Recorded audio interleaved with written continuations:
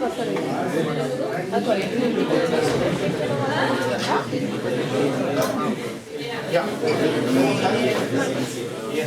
Bueno,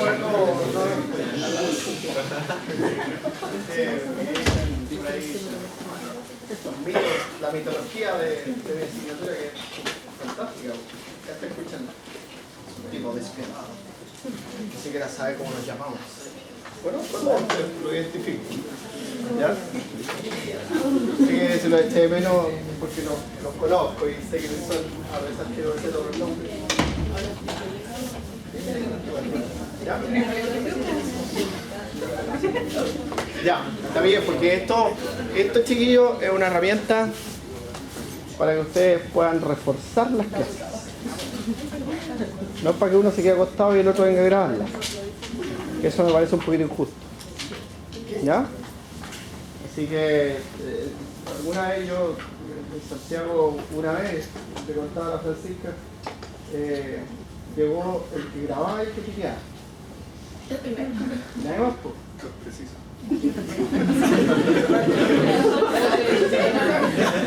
Claro, tenía prueba de algo, no sé qué, y llegó el que grababa y el que piteaba.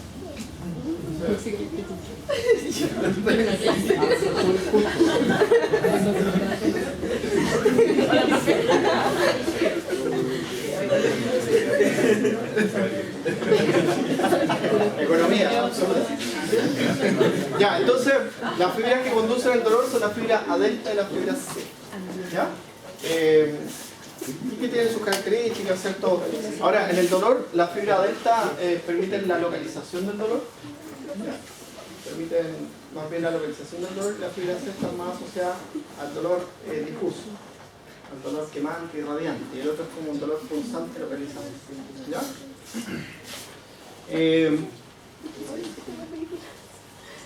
Esto es algo que seguramente en neuroanatomía les van a contar, las láminas de Rexel, que no se ocupan, y eso tampoco. ¿Cómo es así acá para poder mover la cámara? Que son las neuronas de amplio rango dinámico, que tampoco se ocupan. Y ahí agradezco a la Jo que está toda la semana con esta cuestión y mueve la cámara y enfoque, hace edición, la edito, A veces. ¿Sacáis mis rabietas? No. Hola. Sí, efectivamente. Ya, y lo que se estudia así ahora, ya no está este modelo de las neuronas de amplio rango dinámico ni de las láminas de Rexel, porque antes decían que la lámina 2 llegaba, creo que por ahí en el apunte todavía hay algo de la lámina 2. Pero hoy día se estudia este modelo sináptico más bien, que hay vías nociceptivas que transmiten el dolor a través de la sustancia P y glutamato. Entonces aquí están los receptores de glutamato, AMPA y NMDA, y aquí está el receptor de la sustancia P, que es el NK1R. ¿Ya? O el receptor de la taquicinina, o el receptor de la sustancia P, como que... ¿El NMDA de qué es? De glutamato. Primera prueba, NMDA. Ya. Y aquí tenemos, ¿cierto? Entonces esta neurona lo libera. Ahora, pero esta neurona presinápticamente tiene algunos receptores, y la neurona posináptica también tiene receptores para el control espinal. El control espinal o segmentario, que lo hace el GABA y la glicina, y actúan como inhibitorios. Entonces, por ejemplo, cuando ustedes vean los medicamentos que... Hay algunos medicamentos que se usan para la terapia del dolor crónico, sobre todo, como la pregabalina, la gabapentina, que modulan esta sinapsis. ¿Ya? Y también está el control supraespinal, que ese control supraespinal forma parte de este sistema modulador descendente, que son estructuras del troncoencéfalo, como la sustancia gris periaqueductal, los núcleos gigantoscelulares, que van a generar axones que descienden y van haciendo sinapsis en cada segmento. ¿Ya? Entonces, aquí está el control supraespinal, ¿cierto? Por ejemplo, de noradrenalina y serotonina. ¿Ya? También está la dopamina aquí. También hay control colinérgico también en esta parte. Y hay control peptidérgico que está por los opioides endógenos. ¿Ya? Entonces ahí tiene el receptor de opioides. Entonces, esos buscan modular la propagación del estímulo, pero no lo inhiben. ¿Ya? O sea, pero ahora lo que te da la ventaja es que con medicamentos que puedan modular ese tipo de receptores, tú puedes tratar la analgesia a nivel espinal. Por eso que aprendimos que la serotonina era un analgésico espinal, ¿se acuerdan? ¿Ok? Está. Ya.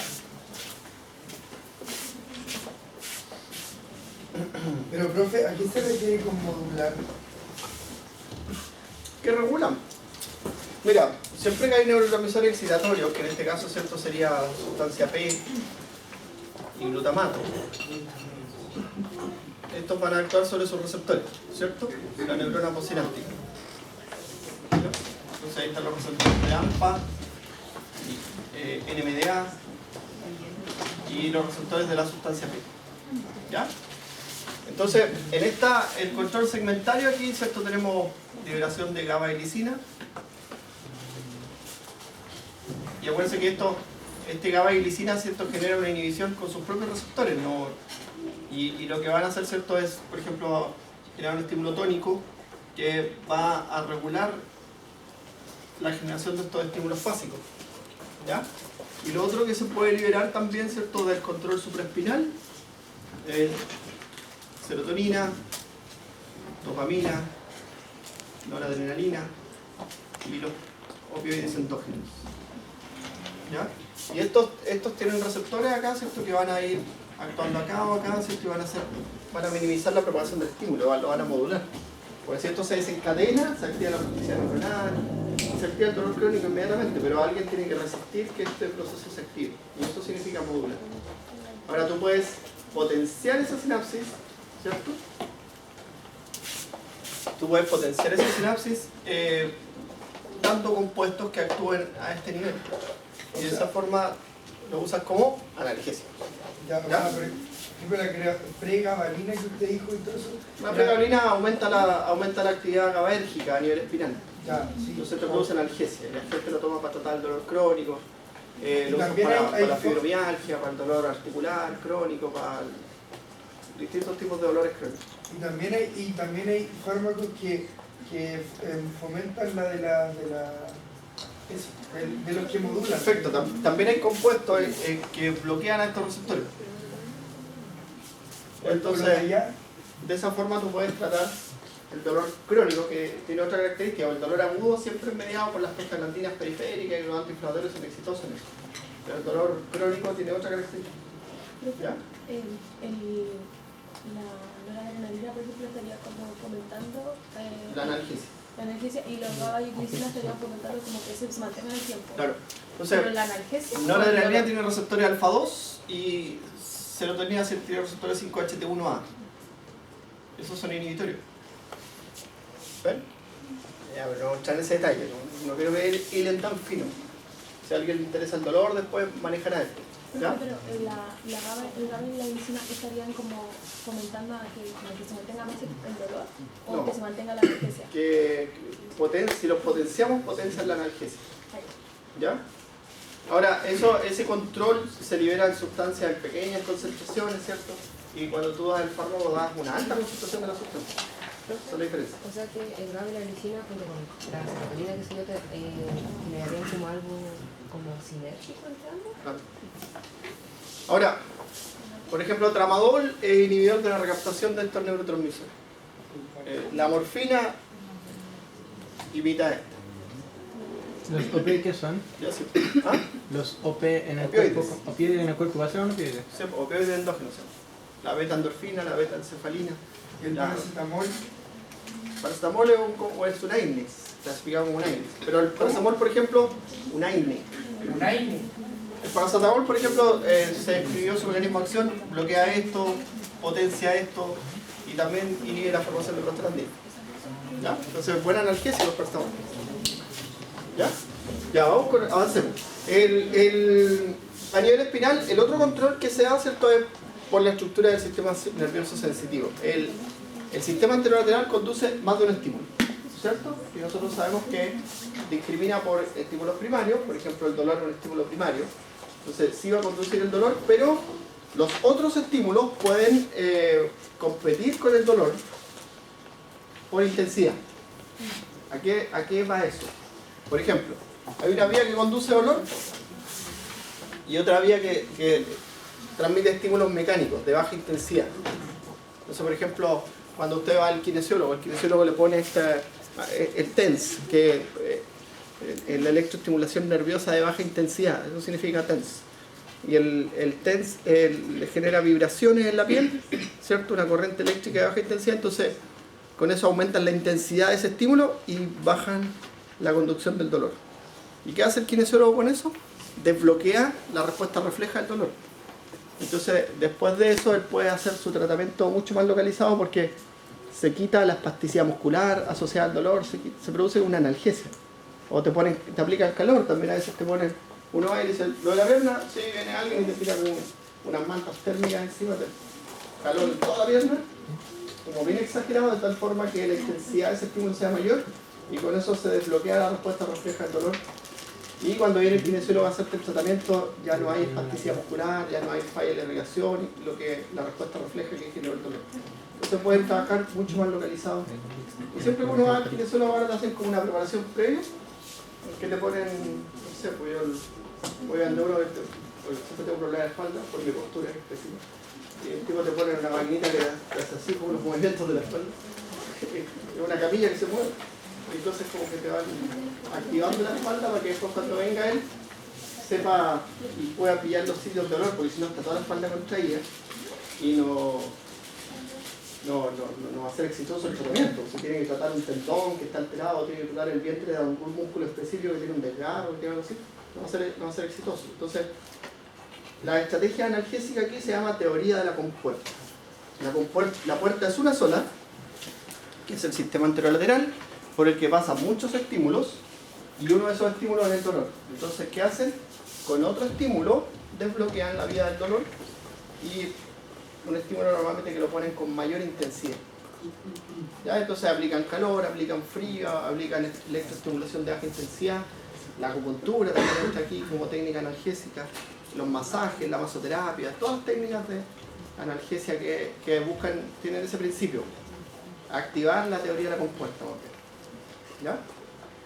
¿Por qué el frío es antiinflamatorio? O sea, ya se pone así como cuando... No, pues paso con TikTok nada más. Y lo aplican por un tiempo preciso, no es que le pongáis frío mucho rato.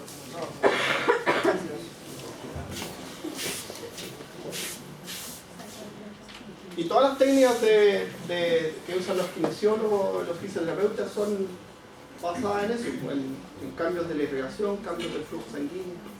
¿Sí? Por ejemplo, hay un aparato que se llama ultratermia, que va como de adentro hacia... ¿No hay ningún kinesiólogo aquí? Hay un aparato que te pone así como un cabezal, que aplica calor, pero de adentro hacia afuera. Entonces, para llegar a eso, tienes que liberar un poco la zona, tratar de destrabar un poco la zona para poder llegar al sitio donde está la lesión y localizar el tendón que está alterado. Siempre que hay dolor, hay una respuesta refleja. La respuesta refleja la vimos en la clase anterior, que produce espasticidad muscular, poca irrigación del tejido, pérdida de la función, ¿ya? Y eso lo tenemos que quitar para poder llegar a tratar más específicamente el tendón, porque por ejemplo si tú tenías una lesión en el glúteo medio, ya, hay un montón de músculos alrededor del glúteo medio que están contracturados porque tienes una lesión, entonces en los masajes o en las zonas a las que tiene que llegar el kinesiólogo con sus técnicas fisioterapéuticas no lo va a lograr porque está la zona completa contracturada. Entonces por eso te hacen como esta preparación previa con calor, con frío, para destrabar la respuesta refleja, para liberar la respuesta refleja. ¿Ya? Ya. Y ahí estamos, ya este es el modelo actual, entonces de propagación, y ahí tienen las neuronas inhibitorias locales que liberan GABA. ¿Ya? Por ejemplo, estas también se ha descubierto que son estimuladas por la adrenalina. Eso va a aumentar el calcio y va a exocitosis de GABA. ¿Ya? Entonces, un efecto analgésico. Ahí tienen receptores de serotonina, receptores de adrenalina, receptores de dopamina, que todos tienen un efecto negativo en la sinapsis que transmite glutamato, la que libera glutamato. Y aquí tienen la neurona que recibe, la que va para el tracto espinotalámico, y ven ustedes que tiene receptores para el GABA, ¿ya? Tiene receptores para serotonina, tiene receptores para dopamina, que tienen como este efecto modulado. Entonces tú puedes potenciar eso y con eso generas analgesia final. Entonces los analgésicos finales son muchos fármacos que nos vemos en farmacología del dolor en otros años. Y ahí vamos a ver cuáles actúan a nivel espinal, otros que actúan a nivel periférico. ¿Ya? Profe, ahí como, ¿cuál sería la principal diferencia entre analgésico espinal y central? ¿Cómo? El analgésico espinal y central, porque o sea, los dos son partes Es la zona donde actúa. Espinal modula esta sinapsis. Y los centrales modulan la otra sinapsis, que es esta.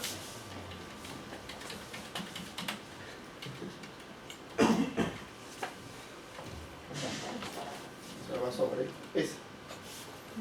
Las conexiones tálamo-corticales, eso modulan. Y las conexiones de la amígdala. O sea, con una espinal no alcanza a llegar el estímulo acá arriba. Sí, llega, pero llega con menos intensidad. No puedes borrar tú el dolor. Sí, sí, sí. Tú manejas el dolor. Si borramos el dolor es peligroso si borramos el dolor. Profe, el GABA, la glicina, todas esas, las que estaban ahí, las computadoras, lo que intentas hacer es que siga avanzando la sustancia que quieren tratar. Sí, pero modulado, Sí, regulado. pero como lo que quieren que siga avanzando. Claro, en cierto modo. Ya la activación del NMDA, que ocurre cuando el estímulo es persistente, ¿cierto? Ya sabemos que el NMDA no se activa fácilmente, activa la plasticidad. Entonces ven ustedes que al ingresar calcio se genera cambio en la transcripción de genes y ahí se activa la plasticidad. Ya la plasticidad, que es el proceso que lleva al desarrollo del síndrome del dolor persistente. ¿Ya? Entonces, ¿qué va a ocurrir? Conexiones nerviosas nuevas van a establecer estas células y por lo tanto, ¿cierto?, se van a empezar a conectar con neuronas que conducen otros estímulos y eso va a hacer que se genere una respuesta errática frente a distintos estímulos, frente a la temperatura, a la presión, ¿ya? Ya, y ahí inicia la transcripción de genes, ¿cierto? Esta figura la has visto varias veces en distintas clases. Ahora, centralmente el estímulo se transmite por el sistema anterolateral, y vamos a andar bien rápido porque ya lo sabemos, ¿cierto? Ahora, la vía discriminativa sensitiva es la vía que va al núcleo ventroposterolateral y ventroposteromedial y después a la corteza somatosensitiva. Entonces el tracto espinotalámico es la vía discriminativa sensitiva que te permite localizar. ¿Ya? En cambio, la vía afectivo-motivacional es la que entrega, ¿cierto?, las características del estímulo que nosotros interpretamos como dolor, ¿cierto? Y esas son proyecciones que van a la formación reticular, a los núcleos intratalámicos y al núcleo parabraquial. Y de ahí a las diferentes estructuras, por ejemplo, de los núcleos intratalámicos se van a la corteza de la ínsula, ¿ya? Y de los núcleos parabraquiales a la amígdala, al hipotálamo, a la sustancia gris perocoductal. Algunas de estas son las que activan la vía descendente. ¿Ya? Por ejemplo, la formación reticular, la sustancia gris perocoductal pueden activar la vía descendente. Y ahora, la amígdala, por ejemplo, es súper importante, la activación amigdalina, porque la amígdala va a generar una respuesta al estrés en el cerebro, al activarse. Entonces, la respuesta al estrés va a estar activa en este momento cuando un paciente siente dolor. ¿Ya? Y eso, el problema que tiene la amígdala es que apaga las cortezas prefrontales. Entonces se activa el sistema de lucha y huida. El sistema simpático se potencia y se inhibe el parasimpático. Y de esa forma nosotros estamos preparados siempre para una situación. Activamos lo que dicen los libros de estudio del dolor, activar nuestro cerebro primitivo, lucha y huida. Entonces tomamos decisiones rápidas, queremos una solución rápida. Y por eso hay gente, no sé, que ha llegado al extremo de sacarse el diente de dolor. El bloqueo de la amígdala, La amígdala, al activarse la amígdala se desencadena en el sistema nervioso central la liberación de monoaminas, la adrenalina, noradrenalina, y se activa el cerebro primitivo, el cerebro, activación del sistema nervioso simpático. ¿Y el sistema nervioso? ¿Y qué no va a activar? Porque el sistema es sensitivo. ¿No? Perfecto. ¿Y esa, por ejemplo, ese aumento de la noradrenalina y adrenalina no modularía igual el dolor? O sea, como analgésico. No, a nivel espinal, a nivel central no, pues a nivel central tiene que ver con el estrés. ¿Y esa? El control espinal son neuronas descendentes que liberan y actúan aquí. Perfecto. ¿Ya? Pero un ejemplo, ¿eso podría ser modulado, un ejemplo, por el nervio simpático para que llegue a nivel espinal o no? Si se activa una respuesta simpática, ¿no puede llegar ahí? No, porque acuérdate que el sistema simpático tiene una actividad central y una actividad periférica. ¿Ya? Ya. Ahí separamos, actividad central. ahí separamos espinal como parte del sistema nervioso central. Ya.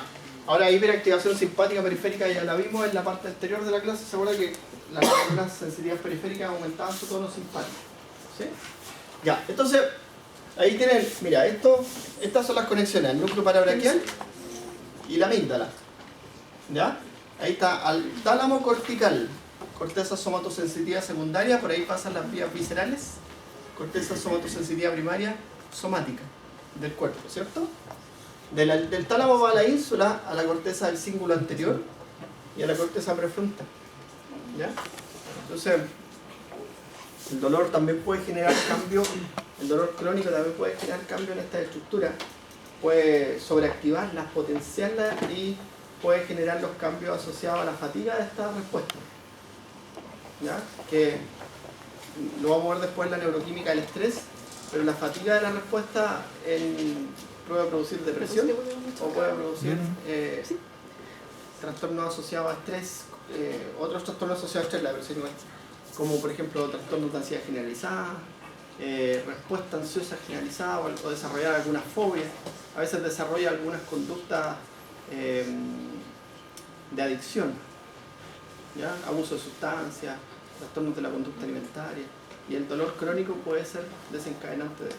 Profe, nosotros no podemos inhibir, un ejemplo, el estímulo que genera la amígdala hacia el dolor, No, pero porque no, tiene que ver con otras funciones. no sé. Entonces, Ya. sin duda vaya a terminar afectando otras funciones. Ujú. ¿Ya? Ahora sí, tienen que entender que cuando hay una alteración, hay se produce el borramiento sináptico. ¿Ya? Entonces el borramiento sináptico es como que existiese una lesión en el cerebro que tiene que repararse.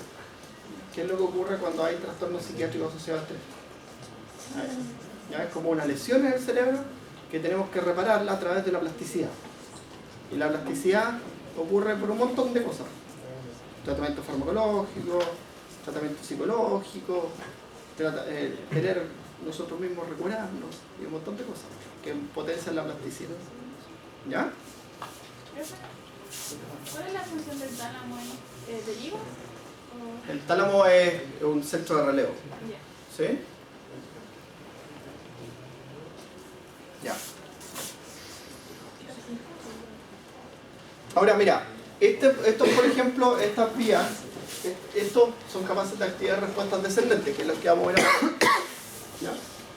Ahora, del tálamo, el grupo nuclear externo es lo que usted conoce, pues el núcleo ventroposterolateral, ventroposteromedial, que proyecta hacia la corteza. ¿Ya? Y el grupo nuclear interno, que está formado por el núcleo anterior, principalmente, es el que proyecta hacia el área límbica. ¿Ya? Entonces el tálamo tiene un núcleo anterior, un núcleo lateral, un núcleo medial, y está el latero posterior, el medio posterior. ¿Cierto? ¿Sí? Pero que sí. Ya. Entonces llega a la corteza somatosensitiva primaria y ahí lo interpretamos. ¿Ya? El dolor visceral llega a la corteza somatosecundaria y después va a la primaria. ¿Ya? Es la convergencia que tiene. Bueno, aquí tienen la activación, ¿cierto?, de esta estructura. Esta es la sustancia gris perioacueductal. Se llama así porque adivinen dónde está.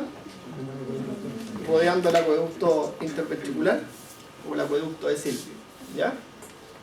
Y la médula rostral ventral, ¿ya? Y de aquí se origina el sistema modulador descendente, que va a descender y va a hacer sinapsis en cada segmento espinal, ¿cierto?,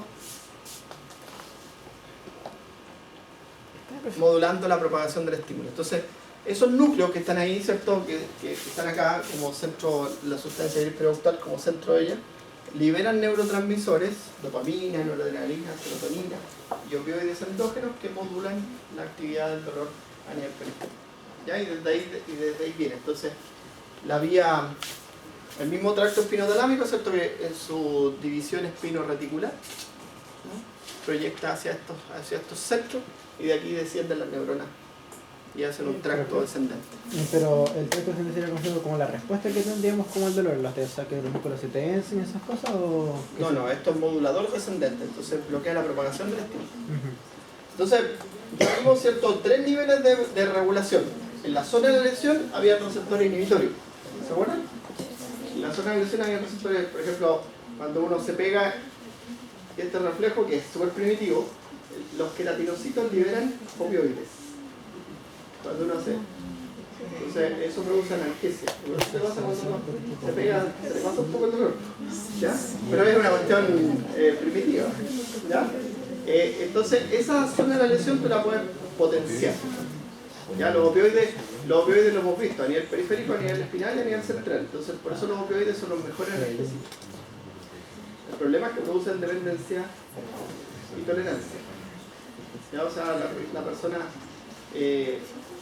o sea, la dependencia un poco de los opioides se entiende, chiquillos, si es una bomba de sustancias que producen placer. Es como lógico, ¿no? ¿Sí? Entonces, y ahora, todos tenemos que cuidarnos de eso. Todos los que trabajamos, o ustedes que van a trabajar con opioides, porque pucha, están ahí, ¿sí? Y la adicción de opioides es grave. Es la adicción de la heroína. Porque es una, son sustancias que están en tu cerebro las produce para producir placer. ¿Sí? Por eso tiene un problema tremendo los opioides. Ahora se ha resuelto un poco con los parches. Los parches de opioides que ayudan un poco en ese no desarrollar tolerancia, porque la tolerancia se desarrolla rapidito. Entonces inyectarle morfina a un paciente, usted ya al tercer cuarto día empieza a ver que la misma dosis de morfina no hace efecto. Eso es tolerancia. Y dependencia es que el paciente siente más dolor cuando tú no le das el medicamento. Y te dice que siente más dolor. ¿Y por qué el fentanilo es tan potente a nivel? Porque el fentanilo es 100 veces más poderoso que la morfina. Y ese tiene en Estados Unidos tiene un lío con el fentanilo terrible. Porque ahí lo fabrican. Yo vi una historia con respecto al fentanilo que como la cadena farmacéutica, creo, me cambió como a los médicos como para que lo dieran como recomendaciones cosa que hizo adicto. O sea, el fentanilo hay parches de fentanilo, pero el fentanilo es un medicamento de uso intrahospitalario. De verdad, como los médicos le regalan estos medicamentos para que lo promocionen. Así es. A mí me decían de que se lo daban en los atletas universitarios. O sea, lo que salía como en la tele, de que se lo daban en los... Pero yo no entiendo el beneficio del fentanilo para alguien que haga deporte. Cuando tenían lesiones que eran traumáticas, para el dolor, sí. y se lo daban para el dolor. Pero el fentanilo, el problema que tiene el fentanilo, si bien es 100 veces más poderoso que la morfina, el fentanilo, su efecto dura 3 minutos, 4 minutos. O sea, lo que se da es no O sea, por eso que hay un parche que no libera. no sabía que le daban fentanilo, sino que le daban... Cuando te lo ponen en endovenoso, lo ponen por goteo, por infusión. Ya. Y en las regiones superiores. Entonces, por ejemplo, analgésicos periféricos, los antiinflamatorios, porque actúan en la zona de la lesión de la inflamación, pero los opioides actúan a los 3 niveles. Los espinales, el tramadol, la gabapentina, la pregabalina, y centrales son los opioides. Primero para poder sentir el dolor. Y los anestésicos generales, que producen. Para poder sentir el dolor sí o sí tiene que haber una... como que llega al cerebro para poderse modular. O sea, como para poderse Tienen que interpretar. localizarlo y modularlo. Para poderse interpretar tiene que llegar al cerebro. O sea, por ejemplo, las sustancias que bloquean la transmisión del estímulo no propagan. Lo pregunto por un ejemplo que cuando vimos sistema motor, igual había una respuesta refleja que era espinal. Acá no, acá tiene que subir hacia... Tiene que subir, si no, no puedes percibir. Y ahí está el sistema modular descendente, ¿cierto? Las vías monominérgicas y dopaminérgicas, ¿cierto? Y cómo descienden, ¿se dan cuenta? Dopamina, noradrenalina y serotonina, cómo van descendiendo hacia el asta dorsal. Y ahí están los tipos de receptores que tienen actividad antinociceptiva. Ya voy, no me olvido. Y esas son pronociceptivos. O sea, estos producen dolor y estos inhiben el dolor. ¿Ya? Entonces la serotonina, por ejemplo, es bien dual porque tiene receptores 5-HT1A y 5-HT1B que son analgésicos, pero los 5-HT3 son analgésicos. Ahora sí. Yo le quería preguntar, la gabapentina, ahora al final dijo que era a nivel A nivel espinal. Sí, a nivel espinal. Ya, estos son los péptidos opioides endógenos. Ahora, ¿por qué se llaman así? Porque la morfina se usa de 6.000 años antes de Cristo. Y los péptidos opioides endógenos, el mapeo del sistema opioide endógeno se hizo en la década del 80. Así que pasaron hartos años hasta que descubrimos por qué estos compuestos de una planta, que vienen de una planta, ¿cierto? Hacen efecto en las personas. Y es porque nosotros también producimos estos opioides. Igual que el sistema cannabinoide, ¿cierto? El sistema cannabinoide se llama así por la cannabis, pero porque nosotros también producimos cannabinoides. La amapola real es la planta del opio, ¿no? Sí, la amapola. La dormidera también le dicen. ¿Pero es la misma amapola de la semillita de la amapola o es la amapola real? ¿No es la misma amapola de La flor. Ah, sí, sí, era su savia, el látex. A veces el floripondio es colinéxico. Les cortaban. Ya. Bueno. Oye, el profe enseña eso en fármaco, ¿eh? Van a sumar a la leyenda el profe, te lo digo. Yo todavía tengo la teoría que lo que estoy en farmacia. En fármaco pasamos todas las intoxicaciones con opioides, las intoxicaciones, la más grave y a la que usted está expuesto, la intoxicación con la dependencia de benzodiazepina. Yo me sé que era el delicio tremendo. El clotazepam es el medicamento más producido en Chile. ¿Cuál? El clotazepam. Son buenos para la Y que produce dependencia. Adicción de benzodiazepina. Hay adicción de opioides, adicción de benzodiazepina, adicción de hongos, adicción de hongo igual hay profe. la morfina. Sí. Entonces mira, hasta hace 4 o 5 años atrás que apareció, entonces ahí tenemos todas las vías inhibitorias descendentes y todas las vías facilitadoras descendentes que producen cierto, transmiten el dolor e inhiben el dolor. Entonces, ¿qué puedes hacer tú? No tienen que aprenderse esto, sino que sacar el contexto. Podemos estimular las vías inhibitorias o inhibir las vías facilitadoras. Y de esa forma se puede producir analgesia, que hasta el día de hoy, ¿cierto?, sigue siendo un problema. Ahora, el dolor, ustedes que son jóvenes, no lo magnifican, pero el dolor se incorporó como signo clínico el año 2004. Antes no se consideraba. Y el 2004 de ayer. Algunos nacieron en el 2004, ustedes, ¿cierto? Ya.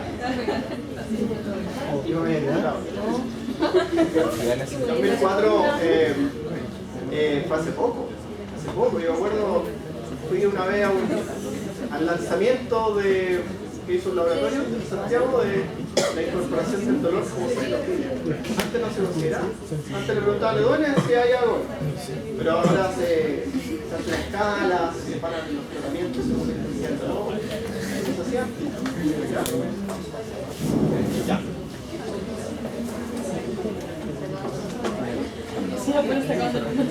Entonces, seguimos la fisiología.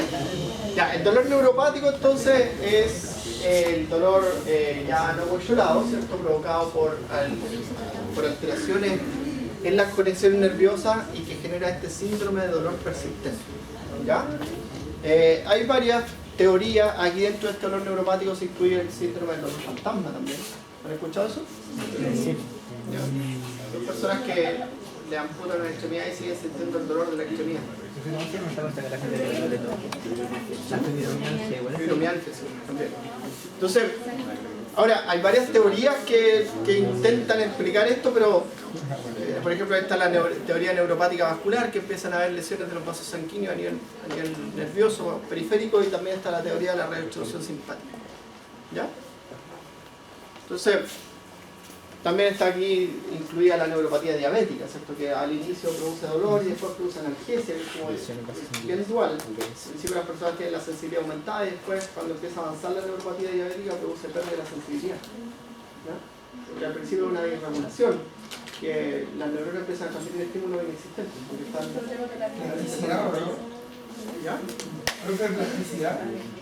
Claro, y esto es plasticidad. Entonces, aquí tenemos, ¿cierto?, el dolor agudo, el dolor persistente, ya cuando ya se desarrolló la inflamación, ya que va aumentando las vías de conexión nada más, y aquí ya tenemos, ¿cierto?, la conexión anormal. Entonces ven ustedes aquí tienen terminales nerviosas mecánicas que están conectadas con las vías que conducen el dolor. Entonces, este estímulo produce dolor. Profe, entonces el hecho de no, cuando una persona sufre dolor, el hecho como de aguantárselo mucho tiempo podría generar una desregulación. Sí, sí. Sí, pero no te lo voy a aguantar tanto tiempo. El dolor te avisa que algo está mal. Las personas consultan porque sienten dolor. ¿Ya? Las consecuencias del dolor, ¿cierto? Fisiopatológicas, hipertensión, taquicardia, a nivel pulmonar, disfunción respiratoria total, que aumenta la predisposición a enfermedades respiratorias por disminución de la función respiratoria y por inmunosupresión. A nivel gastrointestinal puede producir gastritis, reflujo gastroesofágico, náusea y vómito, dolores musculares, a nivel renal, disminución de la producción de orina y retención urinaria, a nivel endocrino, aumento del metabolismo basal, de la actividad tiroidea, de la actividad del cortisol, ya de toda la hormona, actividad de la adrenalina, a nivel del sistema nervioso central, ansiedad, temor, depresión y a nivel inmunológico, inmunosupresión. Entonces, es súper importante el manejo del dolor. Es bien interesante. Ya, bueno, blancos terapéuticos hay muchos, ¿cierto? Tenemos los canales de sodio, que ahí actúan los anestésicos locales. La sustancia P, ahí actúa, ¿cierto? Hay un medicamento que se usa para el vómito, que viene de la sustancia P, y que se usa como doble propósito, un fármaco antiemético y analgésico, el maropital, los antagonistas de NMDA, la ketamina, que es un fármaco que fue erradicado hace tiempo, el uso en la medicina se ha vuelto a incorporar. La ketamina es un anestésico que se usa en animales, pero se ha vuelto a usar en la terapia farmacológica porque tiene esa acción de antagonista de NMDA. Se usa en la clínica, en el hospital se usa para algunas situaciones. Los opioides, ¿cierto? Siempre líderes en el dolor. Los moduladores del GABA, como la pregabalina, y los inhibidores de la recaptación, como el tramadol. ¿Ya? ¿El tramador es inhibidor de la recaptación de qué? De noradrenalina y serotonina. Listo. Listo, por aquí vamos. ¿Lo retiro? Oye, es que yo quiero llegar a Páncreas. ¿Profe? Mira, lo que quiero que veamos mañana es hasta Páncreas. ¿Profe? Entonces, de esa forma dejamos crecimiento, desarrollo, gestación, parto para... Profe, respecto... esto es importante. ¿Qué me voy a tratar de vender este caso? No, le quiero dar un aviso. A final de la horita me puede dar 5 minutos, pero que esté presente el curso para hacerle como un aviso, no sé, o sea, como una aviso y una petición. Ah, pero yo estoy presente. Es que para usted. Ya, bueno. Profe. Calleja me habló de ustedes hoy día, ¿ustedes qué van a decir? Profe, lo que sucedió es que... ya. Calleja me dijo que yo estaba enferma. No. Profe. ¿Era nosotros? Yo creo que era... Profe. Esto se lo digo a usted como profesor de ramo, o sea, como profesor de fisiología. ¿Ya? Es que el hecho de que ayer se mandó al Consejo de Delegados por parte del presidente del Centro de Estudiantes, que igual es delegado de Quinto, una petición para que se haga una votación para un paro reflexivo que se quiere hacer mañana. Se hicieron las votaciones y acaba de ganar el sí en todos los cursos, menos en segundo. Se va a mandar una petición. La verdad, profe, que en segundo hicimos la votación y la votación fue de un 100% al no, porque queremos tener específicamente la clase mañana. Realmente yo no sé qué va a pasar, qué va a decir la escuela al respecto, pero al menos nosotros podemos dar la constancia y que como curso haya o no, la decisión que se tome en la escuela, nosotros queremos tener la clase mañana.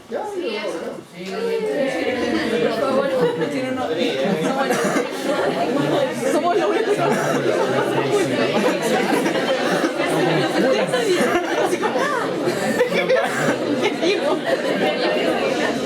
Nos van a decir los judas.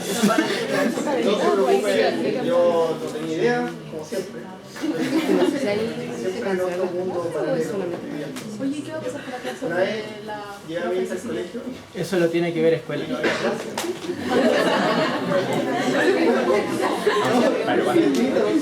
Jorge mandó una carta a la Ya, Pero eso es malo que no había nadie en el estacionamiento.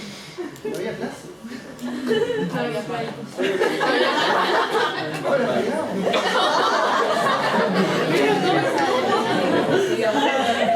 bueno, a veces me iba caminando y dejaba la oficina. ¿Ah? Es que yo quiero llegar hasta Páncreas, mañana a ver lo que termine de esto, porque nos quedan como media hora todavía, pero lo que termine de esto, que es poquito, porque esto es como integración, así que deberíamos ir entrando rápido, y ver mañana Páncreas y tiroides, pues entonces así dejamos crecimiento, desarrollo, gestación, citomenstrual y eso a la otra. ¿Ya? Estaría hasta Páncreas, tiroides y Páncreas, que son temas bien puntuales, pero tienen su pero. Ya. Bueno, la neuroquímica del estrés. Hay que tener claro una cosa, que estrés es una situación que produce la adaptación a un estímulo. ¿Ya? Entonces, es un sentimiento de tensión física y emocional frente a un estresor, ya que es una parte de la homeostasis.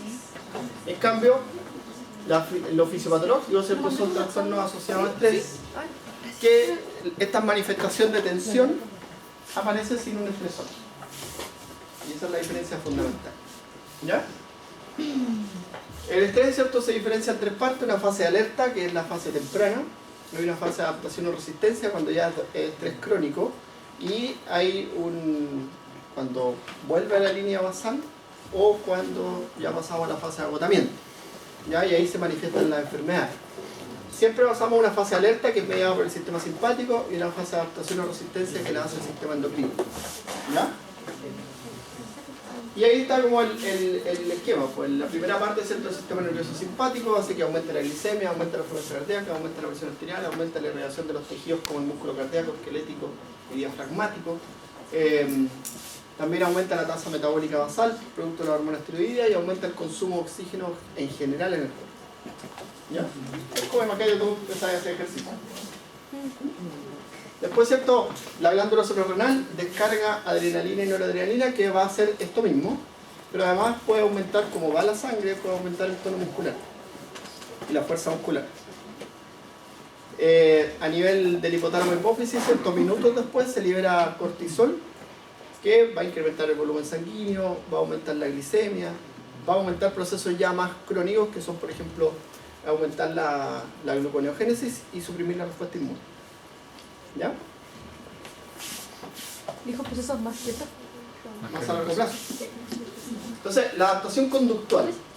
La adaptación conductual y la adaptación física. La adaptación conductual, ¿cierto?, es que el estado de alerta y de respuesta de lucha y huida se activa, ¿cierto?, una activación simpática central. ¿Ya? Entonces, hay más concentración, aumentan los procesos cognitivos, son mucho más eficientes los procesos cognitivos, ustedes lo visualizan, ¿cierto? Lo visualizan cuando están en junio y estudian una tarde para una prueba. Y les va bien. Y en marzo, 2 meses para hacer las primeras pruebas. Corramos, y meter la primera prueba como a fines de abril. ¿Sí? Bueno. También se puede producir más concentración y se minimizan los errores. La precisión aumenta cuando estamos frente con el estrés activo. Entonces el estrés es un proceso biológico funcional y es sano y saludable sentirlo. Ya cuando usted está preocupado y está consciente de que tiene algo que hacer, ¿cierto?, y está concentrado en eso, eso es fantástico. Optimiza tu rendimiento. ¿Ya? Vamos a ver qué pasa con el estrés crónico, cómo cambia. ¿Ya? La adaptación física, hay una redirección de la energía, ¿cierto?, hacia las estructuras que están más activas, como el sistema cardiovascular, respiratorio y el sistema nervioso. ¿Ya? Hay más reactividad muscular. Las células que consumen energía de otros tejidos están disminuidas. Por ejemplo, la digestión, la reproducción, el sistema inmune, ¿cierto?, están disminuidos de forma temporal, no para siempre. ¿Ya? Es como decir, no estoy escapando un león, no voy a empezar a digerir la comida. Eso. Bueno, ahora, el estrés fisiopatológico, ¿cierto?, es considerado el estrés crónico y a él están asociadas las patologías psiquiátricas asociadas a estrés. ¿Ya? Ahora, normalmente lo que predomina aquí es esta fase, que es la fase de agotamiento. ¿Ya? La fase de agotamiento es cuando ya tu sistema no puede modular, ¿cierto? Y empiezan a caer, por ejemplo, a nivel central los niveles de serotonina y dopamina, ¿ya? Aun cuando siempre tengan en cuenta lo que les he dicho yo, que las alteraciones psiquiátricas no son un desbalance de neurotransmisores, olvídense eso, ¿ya?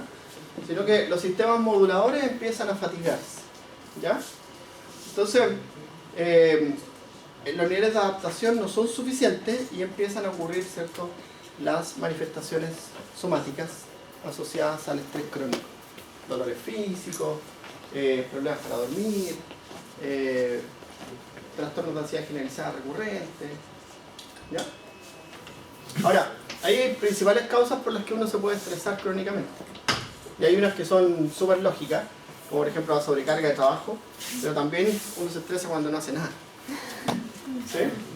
No hace Y nada. eso es preocuparse, no ocuparse. Sí. Por ejemplo, cuando uno... Mira, esto es súper importante cuando ustedes vean a sus compañeros. La integración a los grupos es súper buena, pero también es peligrosa la no integración a los grupos. Tratan de no aislar a las personas. Es súper importante preocuparse por todo el mundo. Por ejemplo, cuando uno está en una organización y no tiene participación, uno dice, ¿qué hago aquí? ¿Sí? Uno dice, Roberto, yo me pregunto. ¿Sí?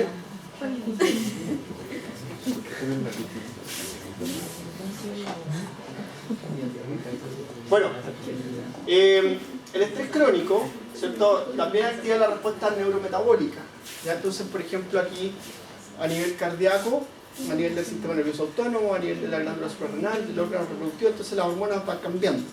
Ahora miren acá, miremos este primero, el eje, entonces aquí habla de los glucocorticoides y habla de la adrenalina y noradrenalina, y la flechita está para los efectos que produce. Entonces, por ejemplo, en el caso de la alimentación, tú puedes tener la manifestación de suprimir tu alimentación o aumentar tu alimentación frente a condiciones de estrés. ¿Ya? Lo que sí, siempre va a haber una motivación por comer alimentos ricos, algo que sea rico. ¿Sí? En el hígado, ¿cierto?, se incrementa la gluconeogénesis y la glicogenólisis, todo lo hacen. Ahora, en el tejido adiposo, ¿cierto?, se tiende a suprimir la producción de tejido adiposo gris y tejido adiposo pardo, que son este tejido adiposo que es termogénico, y aumenta la lipogénesis de tejido adiposo blanco, que es el que produce hormonas. ¿Ya? Entonces hay más diferenciación de preadipocitos y hay proliferación de adipocitos. ¿Ya? ¿Pero esto sería para un estrés fisiológico o crónico? Fisiológico pasando a crónico. ¿Ya? Ahora, por ejemplo, disminuye la función tiroidea, disminuye la función reproductiva, aumenta la función suprarrenal, aumenta la función cardíaca, aumenta la función simpática y disminuye la parasimpática. A nivel central, algunas estructuras se sobreactivan, como por ejemplo la amígdala se sobreactiva y se empiezan a apagar las cortezas prefrontales en situaciones de estrés crónico. Entonces van a tomar decisiones, ¿no? Claro, a nivel gastrointestinal se producen cambios de la motilidad intestinal que puede producir, por ejemplo, puede ir desde ulceraciones hasta el colon irritable, que es como un problema asociado al estrés. ¿Ya? Hay una disfunción de la microbioma intestinal, hay una respuesta inmunológica disminuida, la actividad metabólica hepática, ¿cierto? Al inicio, el estrés agudo aumenta la eliminación de sustancias tóxicas, el estrés agudo, pero el estrés crónico hace que ese sistema se fatigue y aumenta la acumulación de sustancias tóxicas. ¿Ya? Y ahí está todo. Bueno, a nivel pancreático se puede desarrollar resistencia a la insulina por una situación de estrés. ¿Ya? O sea, el estrés igual puede producir diabetes. También. Bueno, respuesta del cerebro al estrés fisiológico. ¿Quién está activo ahí? La corteza prefrontal. Entonces la corteza prefrontal, dorso medial, dorso lateral y ventral y lateral derecha, ¿cierto?, están activas, y lo que hacen, ¿cierto?, por ejemplo, regulan la actividad de la amígdala y controlan la actividad hipotalámica y estriatal, ¿cierto?, para controlar o inhibir y minimizar la ocurrencia de eventos de errores. Minimizar la ocurrencia de errores. Entonces puede hacer eso fantástico que hizo ahí, ¿cierto? Claudio Bravo. ¿Ves? Atrapaba una pelota en el aire volando, ¿cierto? ¿Sí? Yo no lo hago ni aunque nazca de nuevo. ¿Cómo murió? El cerebro, el estrés crónico. Ya, en el estrés fisiopatológico. Entonces, mira, en el estrés fisiopatológico está súper activa la amígdala. ¿Y qué es lo que hace cuando está activa la amígdala? Apaga la corteza prefrontal y apaga las funciones del estriado y el hipotálamo. Y te bloquea, ¿y le ha pasado eso alguna vez? No se bloquea. Una situación tensional así de prueba. Acá suceden estos fenómenos como... No, y antes nosotros hacíamos pruebas orales. Y el profe patenta por Eso era terrible, Cuando hacíamos pruebas orales era terrible porque yo veía a la gente tener todo lo que ustedes se imaginan delante. Lloraban, tenían crisis de pánico,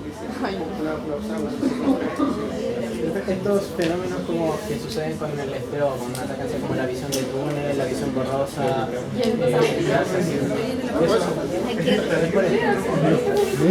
entonces esto es por hiperactivación simpática. Y ahora cómo lo tratan y lo trabajan las personas, los psicoterapeutas por ejemplo, favoreciendo la actividad parasimpática, que eso tiene un efecto de inhibición sobre la actividad simpática. Porque en las personas que tienen trastornos patológicos asociados a estrés, esto está sobreactivo crónicamente. Entonces tienen mala toma de decisiones, normalmente tienen respuestas que son de supervivencia. Así como nos falta plata, andamos en la casa. Casi así. ¿Ya? Entonces, y eso está súper documentado y súper estudiado. Cuando uno está en una situación así, toma malas decisiones. ¿Ya? Bueno, el estrés, ¿cierto? Genera, mira, aquí ustedes ven el estrés y el efecto sináptico. Entonces, por ejemplo, el efecto sobre la sinapsis, sobre los factores de transcripción y sobre la estructura genómica de las neuronas. Puede terminar un trastorno asociado a estrés, terminar afectando la estructura génica, que los cambios epigenéticos son heredables, lamentablemente. ¿Ya? Entonces, ahí ven ustedes que bueno, los corticosteroides son capaces de producir todo. Las monoaminas, ¿cierto? Principalmente afectan las conexiones sinápticas. CRH y otros péptidos también afectan las conexiones sinápticas, pero se dan cuenta que el cortisol puede generar un borramiento, una sobredosis de cortisol puede generar un borramiento sináptico. Y ahí tienen, por ejemplo, en una experiencia aversiva, ¿cierto? Una experiencia traumática, cómo se produce una supresión de la proliferación. En cambio, ¿cierto? Cuando tenemos experiencias positivas, se puede incrementar la proliferación de factores de transcripción. ¿Ya? Entonces, el estrés y las hormonas del estrés pueden afectar la neurogénesis en el adulto y generarse, como les decía yo, verdaderas lesiones a nivel central que cuesta un montón repararlas.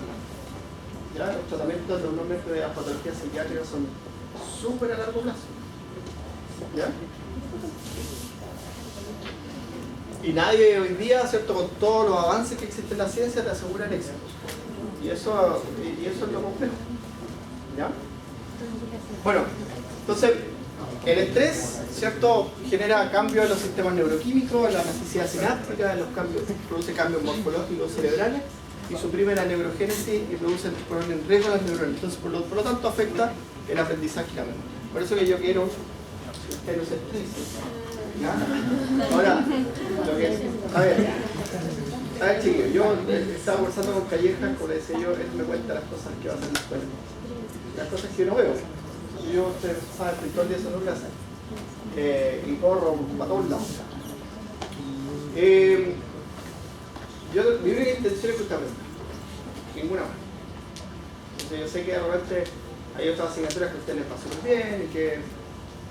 Pero ustedes tienen que razonar ahí, pues, cómo de repente miden otras habilidades. No por mí en la memoria, que ustedes tienen una memoria excelente. No lo están aquí. pero aquí nosotros lo hacemos aplicar la materia y entender la materia de tal forma que la pueda aprender y la pueda aplicar más adelante. ¿Ya? Entonces ahora a lo mejor no lo valora, pero cuando esté en cuarto, quinto año, esos cursos, mira, esos cursos no hemos hecho con análisis, pero yo he visto que reprueba menos gente. Desde que hicimos todos estos cambios en la estructura de los cursos, no son cambios que yo esté haciendo clase o no esté haciendo clase, sino que hicimos cambios en la estructura de los cursos y en la forma de evaluar de los cursos. ¿Ya? Pues yo le podría decir qué funciones tiene la aldosterona. Perfecto, usted me dice aumenta la absorción de sodio en el túbulo conterminado distal. Bien, 100. Pero eso se lo va a olvidar mañana. O cuando dé la prueba se lo va a olvidar.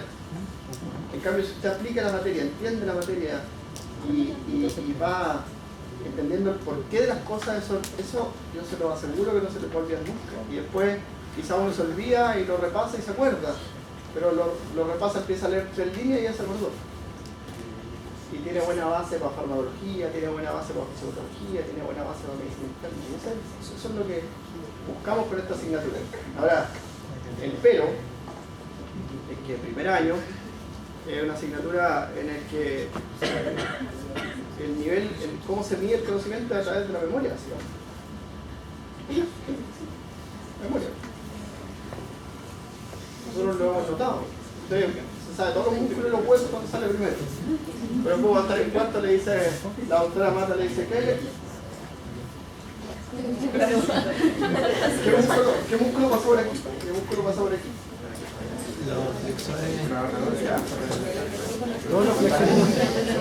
Así que, ahora traten de estar preocupados, bueno, ¿sí? Y traten de diferenciar los síntomas, de estar preocupados. Bueno, si de hecho, mira, si ustedes miran el nivel de estrés, mira el nivel de estrés. El nivel de estrés, si nosotros miramos el estrés, ¿cierto? Que perdura hasta, puede ser días o meses, que es el tiempo que estamos estudiando, los efectos son positivos. Los efectos son positivos y es positivo someternos a situaciones así. Positivo. Si fuese esto así por apú, uno deja de interesarle y deja de aprender. Si la asignatura, ustedes tuviesen todas las pruebas y fueran a rendir las pruebas nuevas y tuviesen todas las respuestas, dejaría de interesarles, ¿cierto? No vendrían a clase, no suspenderían su paro pero tampoco aprenderían. ¿Sí?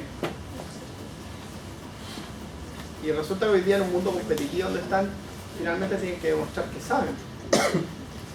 Porque hoy día hay déficit de médicos, pero cada vez hay menos déficit de médicos. Entonces en un momento va a tener que competir y demostrar que usted es mejor que otro para que lo contraten. Y eso lo hace el conocimiento, nada más, y la capacidad de resolver problemas que tenga. Entonces nos metemos a problemas desde chiquititos para que lo resuelvan. ¿Ya? Bueno, ahora el estrés cuando es persistente, ahí sí empieza a tener problemas, ¿cierto? ¿Ya? Entonces allí supresión de la plasticidad, supresión de la potenciación a largo plazo, supresión del aprendizaje y la memoria, supresión de la neurogénesis, borramiento sináptico, ¿ya? Disfunción o desbalance de neurotransmisores, ¿ya? Y ahí esto ya ocurre, ¿cierto?, en el tiempo. Ya cuando el dolor permanece, cuando el estrés permanece por meses y años. ¿Y cómo y así como hablando, como nosotros como médicos tal vez en un futuro, cómo podemos identificar eso para una persona, un ejemplo, que vive en condiciones de estrés frecuentemente? Un ejemplo de algún rubro que siempre mantenga un estrés.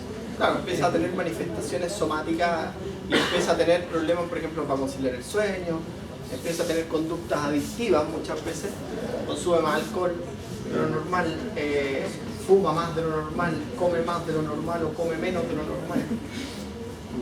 Entonces empieza a ver eso, ¿ya? Y en ustedes mismos igual, ¿sí? Ya.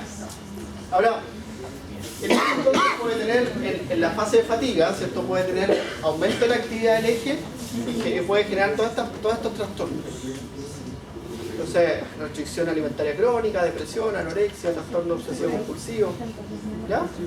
Y en el caso de la disminución de la actividad del eje puede haber depresión estacionaria, síndrome de fatiga crónica, fibromialgia, hipotiroidismo, enfermedad autoinmune. Ahora aquí hay diferencias sexuales.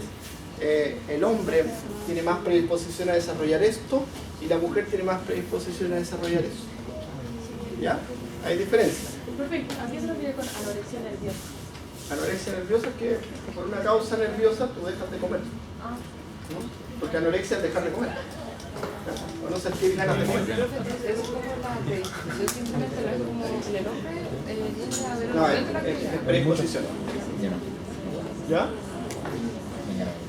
Ahora, la regulación al estrés, ¿cierto? Está dada por el eje hipotálamo hipófisis suprarrenal, y ya lo hemos visto, ¿cierto? Y aquí le sumamos algunos factores, por ejemplo, ya los vimos, por el receptor de la sustancia P, la proteína ligante CRF, CRF2R, el receptor tipo 2 de CRF, a nivel periférico el sistema renina-angiotensina-aldosterona, en las personas que están alterados esto, ¿cierto? Genera una respuesta exagerada y produce una hipertensión, la situación de estrés. Entonces la situación de estrés en lo hipertenso normalmente produce crisis hipertensiva porque en ello está sobreexpresado el sistema renina-angiotensina-aldosterona. ¿Ya?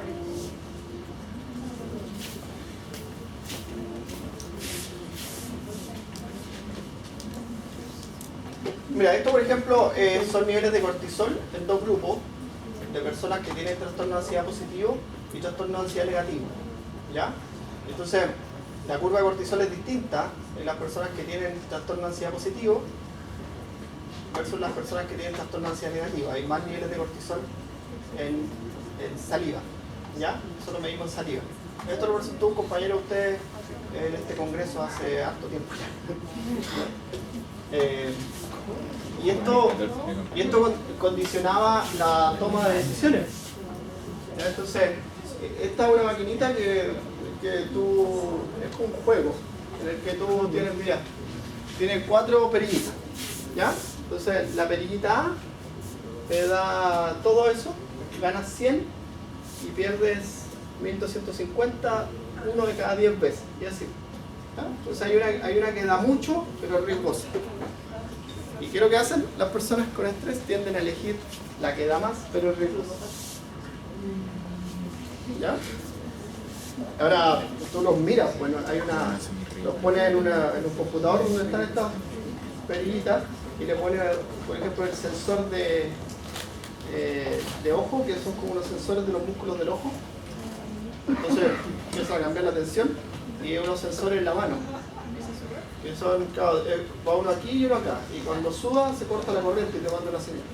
Pero tú estás al otro lado en un espejo y los ves cómo se comportan. Y bueno, empiezan a pegar a la máquina, tú le dices, mira, te doy 10 lucas. Sí, así es la prueba. Te doy 10 lucas. Entonces vaya a jugar a eso y puedes ganar plata. Pero si pierdes me tienes que pagar. O sea, tenéis 10 lucas para perder, pero si pierdes más de 10 lucas me tienes que pagar. Y la gente se empieza a desesperar porque empiezan con menos 30.000, menos 50.000. Y tú después le dices, no, si no tienes que pagar nada, chao. Hay otra forma de medir el estrés también, que tú cuando se usa para trastornos de la conducta alimentaria, tú los pones como en una salita de espera con comida y los miráis, cuánto come y qué come. Y hay otra que ponen imágenes, por ejemplo. Entonces los cambios de la tensión del ojo cambian dependiendo de la imagen. Entonces eso es para ver conductas adictivas, por ejemplo, para ver gente que tiene adicciones, por ejemplo, cuando ve comida, cuando ve drogas, cuando ve imágenes sexuales, tienen como cambios. Hay varias cosas. Ahora, son técnicas objetivas. ¿Ya? Ya. Después mañana terminamos la próxima parte que tiene tenido, pero...